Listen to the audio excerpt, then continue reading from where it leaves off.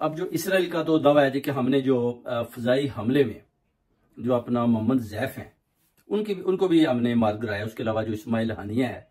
वो जो जाकर तेहरान में ठहरते थे उनके भी वो कहते हैं जी कि जो उन्होंने रिपोर्ट दिया हमने दो माह पहले जो हमने उधर बम नस्ब कर दिया था, जिसकी वजह से जब हमें पता चला तो हमने उनको रिमोट कंट्रोल बम के जरिए उड़ा दिया। ये एक आई थिंक एक गलत किस्म की जो खबर दे रहे हैं कि 2 मंथ पहले उधर बम लगा दिया गया। उसके बाद उनको पता था कि इस्माइल हनिया उधर आकर रहते हैं और जैसे ही वो उस कमरे में आएंगे तो फिर इनको मार दिया जाएगा। बेसिकली ये आप देख सकते हैं कि ये जो कुछ भी है ना ये बेसिकली ईरान के अंदर से ही हो रहा है। अंदर से ही लोग जो है ना वो उनके साथ मिले हुए हैं, पैसा बना रहे हैं, क्योंकि एस्टेब्लिशमेंट के अंदर भी कुछ उनके ऐसे लोग हैं जो पैसा ले रहे हैं, इसराइल के साथ मिलकर फलस्तीनियों को मरवा रहे हैं। अब आप देखें कि ये कितना बड़ा चैलेंज है कि एक फलस्तीन का सदर उधर आता है और उसको जो इसराइल वाले मार गिराते हैं। उसके बाद आप ये भी देखते हैं कि वो जो उस वक्त बच जाते हैं, मगर जब दूसरा मिसाइल या दूसरे बम लगाया जाता है उसके बाद फिर उनको उड़ा दिया जाता है। फिर एक बम से तो वो हलाक नहीं होते। बेसिकली जो नजर आता है कि उधर 2 हमले किए गए, या तो फिर आप 2 बम का जिक्र करें कि आपने 2 लगाए जिसकी वजह से उनकी मौत वाकई हुई। अब ये बड़ी सोचने और समझने वाली सूरत हाल है। और उनका भी इस्माइल हनिया साहब का भी बार बार वो पैगाम देते थे कि हमारी जो जंग है उसको पाकिस्तान ही रुकवा सकता है, क्योंकि पाकिस्तान एक जोरी ताकत रखता है और जोरी ताकत वाला ही इसराइल को रोक सकता है। अगर पाकिस्तान भी हमारी हेल्प नहीं करता तो फिर वो डेफिनेटली देखें कि हमारे बच्चों को, औरतों को वो मारते जा रहे हैं और कोई बचाने वाला नहीं है। तो बार बार उनका जो पैगाम था, मगर आप देख लें पाकिस्तान की तरफ से किसी किस्म की भी कोई हेल्प नहीं की गई और ना ही किसी किस्म का उस कंट्री के अंदर फलस्तीन के हक में किसी किस्म का कोई प्रोटेस्ट किया गया, या किसी असम्बली में को मरीम नवाज शरीफ या इस मसलत की गवर्नमेंट ने कोई बात की हो। जो लीडर है उम्मे मुसलमान का जो इमरान खान, उसको अंदर बंद किया हुआ है। डेफिनेटली अगर वो बाहर होते तो उन्होंने फलस्तीन के हक में पहले भी बातें की, उन्होंने आवाज बुलंद करनी थी और उन्होंने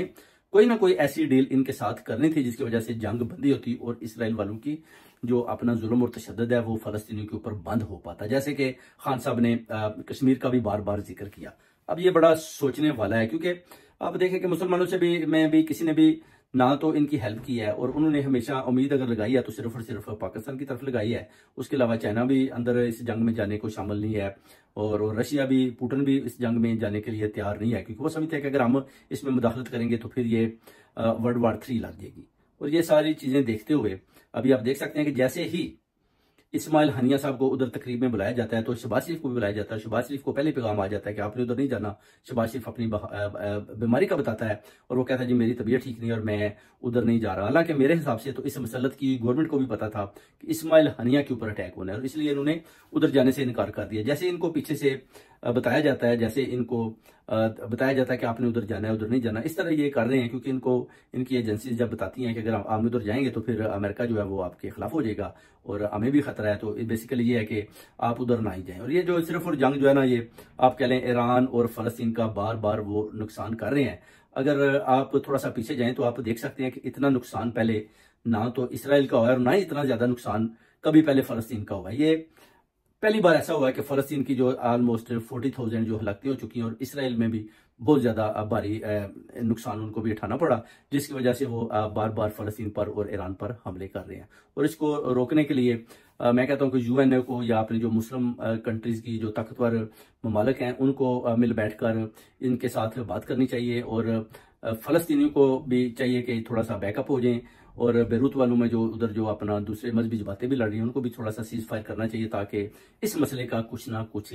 हल निकले। अगर इसी तरह रहे तो फिर आपको पता है कि जो गजा की आबादी है वो 50 लाख है और अभी 40,000 तक लोग जो है वो मारे जा चुके हैं और अभी उनके पास ना तो पीने को पानी है, ना कोई खाने को रोटी है और ना कोई रहने को कोई अपना उनके पास को घर है। और ये बात बड़ी सोचने वाली है। छोटे छोटे बच्चे भी मारे जा रहे हैं और कितनी ज्यादा शादियां हो चुकी हैं और कोई भी मुस्लिम कंट्री उनके लिए आवाज भी बुलंद करने को तैयार नहीं है, बल्कि जो भी बोलता है वो कहता है कि हम इसराइल के साथ हैं तो वो ठीक है जी अपना लगे रहे। उसके बाद आप अगर मगरबी दुनिया में दूसरे ममालिक में भी, यूरोप के अलावा इंग्लैंड में भी देखें तो उधर भी जितने भी प्रोटेस्ट होते हैं, मिलियन मार्च होती है, उसमें भी सिर्फ और सिर्फ फलस्तीनी अपना जो है ना प्रोटेस्ट कर रहे हैं। कोई पाकिस्तानी या और कंट्री के लोग आपको नहीं दिखाई देंगे, सिर्फ और सिर्फ फलस्तीनी दिखाई देंगे। इसका मतलब है कि मुसलमानों के जितने भी यानी दूसरे ममालिक हैं वो इनके प्रोटेस्ट में भी शमूलियत नहीं करते इतनी बारीक इक़्तिदार से, ताकि कहीं अपना जो है ना ये ना पता चले जी कि हम इनके साथ खड़े हैं और हमें इसराइल वाले ना देखें जी कि आपके ममालिक के लोग जो है ना वो अपना जो है फ़लस्तीन का साथ दे रहे हैं, और उसके बाद कहीं हमारे ऊपर भी उनकी नज़र ना पड़ जाए और हम उनकी नज़र के सामने ना आ जाए। इस तरह की बातें जो है ना अभी आप देख सकते हैं। और पूरी दुआ गो है कि इंशाअल्लाह ताला किस तरीके से इसे जंगबंदी की जाए और फ़लस्तीन को बचाया जाए। और मुसलमान ममालिक के आगे भी रिक्वेस्ट की जाती है कि आप भी इसमें भरपूर शिरकत